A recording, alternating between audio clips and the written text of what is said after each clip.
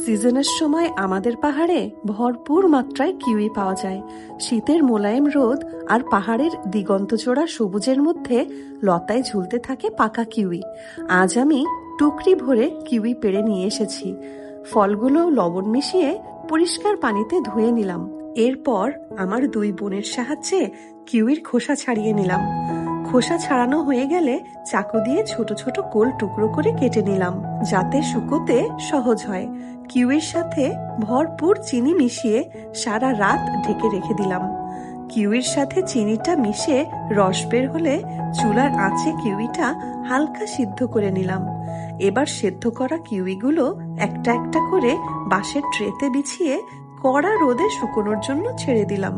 কিউইগুলো 2-3 দিন ধরে শুকোতে থাকে। একবার শুকিয়ে গেলে এগুলোর টেক্সচার পাপড়ের মতো তৈরি হয়।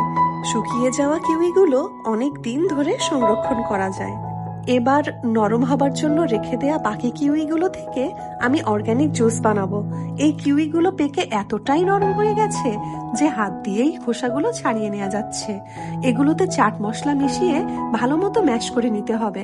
আর স্বাদ বাড়ানোর জন্য কিছুটা মিষ্টিও মিশিয়ে দিলাম। এই মিশ্রণটা এবার একটা বড় কাঁচের জারে ভরে রাখলাম, যেন মিষ্টিগুলো গলে যায়। 3 দিন পর মিশ্রণটা কাপড়ে ছেঁকে নিলাম, যাতে কিউইর রসটা আলাদা হয়ে যায়। আর এটাই হলো কিউই থেকে বানানো অর্গানিক জুস। আমার বন্ধুইটা অনেক তৃপ্তি সহকারে খাচ্ছে।